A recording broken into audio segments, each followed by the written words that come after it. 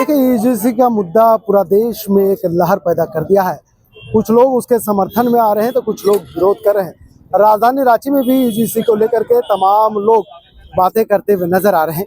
तस्वीर हम आपको दिखा रहे हैं, ये देखिए राजधानी रांची का अल्बर्ट एक्का चौक है। पहले तस्वीर को देख लीजिए।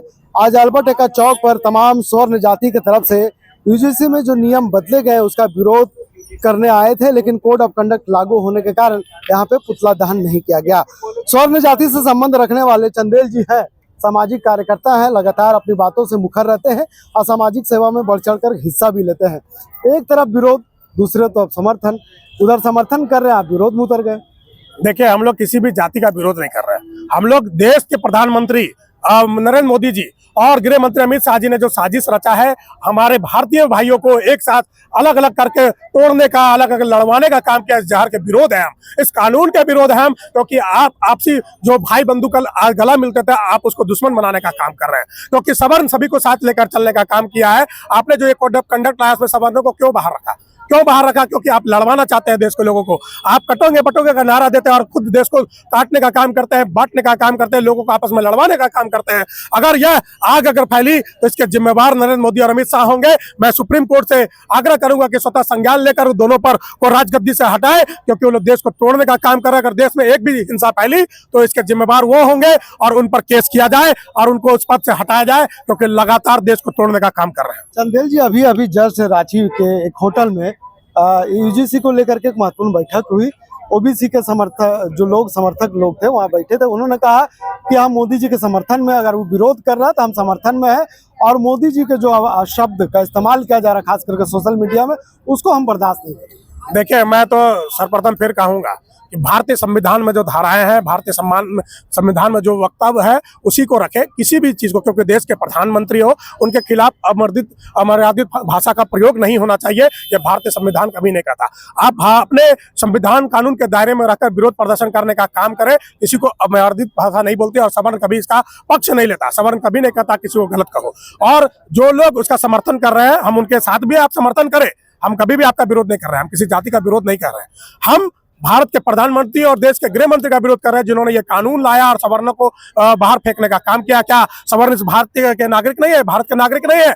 आप जब भी भाषण देते हैं 125 करोड़ लोगों की बात करते हैं, कहाँ गया 125 करोड़ लोग? आप कटोगे बटोगे की बात करते हैं, तो आप क्या कर रहे हैं? आप देश को काटने का, बांटने का काम कर रहे हैं, आपस में लोगों को लड़वाने का काम कर रहे हैं, जो कि नहीं होना चाहिए। लेकिन इसमें कहीं ना कहीं कह रहे हैं कि कानून में बदलाव नहीं है, ये तो पहले से शामिल है। हम कहा कि घोषणा कर दीजिए कोई भी इसका लाभ ले, लेकिन कह रहे पहले से शामिल है। अगर पहले से शामिल होता तो देश के लोग बुड़बक है, इतना आक्रोश देश में क्यों जगता? स्टूडेंट लड़ रहे हैं, सांसद लड़ रहे हैं, मुख्यमंत्री लोग भी इनडायरेक्टली भाषा में कह रहे हैं।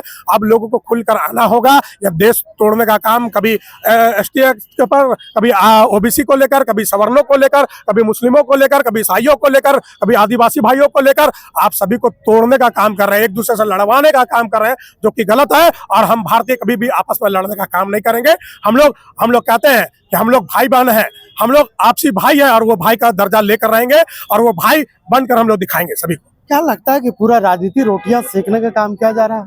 पूरी तरह राजनीतिक रोटियां सेकने का काम कर रहा है। यह गलत है और इस गलत का हम लोग लगातार विरोध करेंगे। जाति हिंसा फैलाने का हक पूरे देश में किसी को नहीं है। क्या कहेंगे, सरकार नहीं मानी का?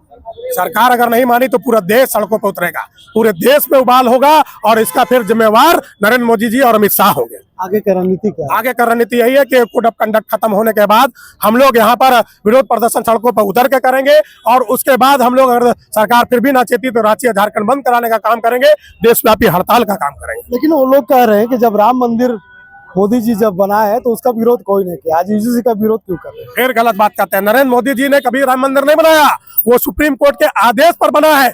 और आप जिस श्री रामचंद्र जी की बात करते हैं, उसी सवर्ण उन्हीं का वंशज है, और आज उस वंशज को बाहर कर रहे हैं। भगवान श्री राम को मत बन जाइए। भगवान श्री राम मर्यादा पुरुषोत्तम थे, आपने कोई ना मर्यादा कमाया ना पुरुषोत्तम आप बने, आप उनके नाम को भंजाने का काम कर रहे हैं। हम विरोध करेंगे क्योंकि हम भगवान श्री राम के वंशज है।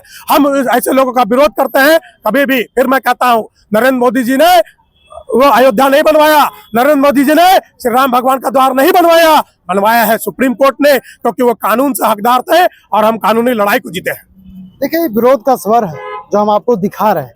किस तरह से एक तरफ जहां लोग समर्थन में उतर आए हैं, वहीं दूसरी तरफ विरोध सड़कों पे दिख रहा है। ये सवर्ण जाति के लोग हैं, देख सकते हैं ये तमाम तस्वीरें स्वर्ण जाति के लोग हैं और विरोध कर रहे हैं, कह रहे हैं कि अगर कोई समर्थन कर रहे हैं तो उसका हम विरोध नहीं कर रहे। इन्होंने कहा कि देश का प्रधानमंत्री को विरोध कर रहे हैं, देश का अमित शाह जो गृह मंत्री है उसका विरोध कर रहे हैं, क्योंकि उन्होंने यूजीसी ला करके उसमें जो बदलाव किया है कहीं ना कहीं सवर्णों का जो अधिकार है उससे वंचित रखने का काम किया। क्या कहेंगे? लड़ाई अब सड़क पे आ गई। अच्छा, कैंपस का लड़ाई सड़क पे दिख रहा है। अब यहाँ तो आचार संहिता लागू इसलिए कम हो रही है, और जगह देखिए कितनी हो रही है। आज तो हम लोग पुतला दहन का कार्यक्रम रखे थे, लेकिन आचार संहिता लागू होने के कारण हम लोग स्थगित कर दिए उसको। और आप यूजीसी कानून के तहत देखिए ना, आप सबको, किसी ने मांगा था, एसटीसी ने मांगा था यूजीसी कानून, ओबीसी ने मांगा था, जबरदस्ती थोपा गया सिर्फ हमारे योगी जी को टारगेट करने का। जब स्वर्ण समाज से वो आते हैं, वो जान रहे हैं कि वहां से वो प्रधानमंत्री कैंडिडेट होने वाले हैं, बस उन्हीं को दबाने के लिए क्या कि अगली 2027 में चुनाव है, उनको हराएंगे। अमित शाह और मोदी का ही सब खेल चल रहा है। ये तो कैंपस की राजनीति है, इसको आप देश की राजनीति से कैसे जोड़ते? आप आज देश की कैंपस की राजनीति है। हमारे स्वर्ण समाज का ही बाल बच्चा ना, कोई बच्चा जाएगा ना कैंपस में पढ़ने, उसके साथ गलत होगा, किसी के साथ गलत होगा तो क्या करेगा आदमी? रोड पर तो उतरना होगा ना। आप ST/SC एक्ट लाए, हम लोग कभी विरोध नहीं किए। जो है दबा खुद जो करता है उसको कीजिए आप। जो अगर गलत कर रहा है उसके तहत आप कठोर कार्रवाई उस पर कीजिए, लेकिन जबरदस्ती किसी पे थोप देने वाला काम ये नहीं होना चाहिए। देखिए, अभी कुछ लोग समर्थन में प्रेस कॉन्फ्रेंस किया और कहा कि देश के प्रधानमंत्री को गाली देना कहाँ तक उचित है? गाली देना सही नहीं है, नहीं देना चाहिए था, लेकिन जो भी है जो गाली दे रहा है वो गलत है। लेकिन इसमें अमित शाह जी को और मोदी जी को सोचना चाहिए था कि स्वर्ण समाज आपका 95% कोर वोटर है, जो हमेशा से बीजेपी के साथ रहा है और कहीं नहीं वो भटका इधर उधर। सभी कास्ट इधर उधर हो जाते हैं, लेकिन स्वर्ण समाज कभी नहीं भटकता है। एक कोर वोटर है बीजेपी का, जो कभी इधर उधर नहीं हो सकता है।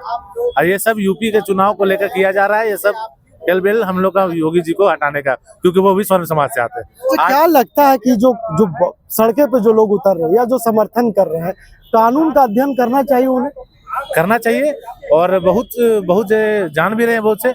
आज हमारे कमेटी में स्वर्ण समाज को नहीं रखा गया, ये आप भी जानते होंगे। अगर हम गलत नहीं रहेंगे तो हमको सही साबित करने का मौका तो देना चाहिए। आप स्वर्ण समाज को एक भी नहीं रखे।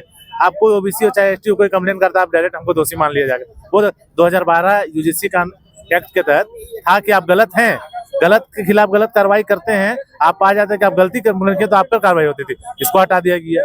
ये क्या होना, अब तो कोई भी कर सकता है ना। अब आगे का आंदोलन क्या होगा, रणनीति क्या बनेगी? अब आगे का आंदोलन यही होगा कि जैसे ही आचार संहिता खत्म होगी, हम लोग पुरजोर विरोध करेंगे। रांची में, झारखंड में पूरे पुरजोर विरोध करेंगे।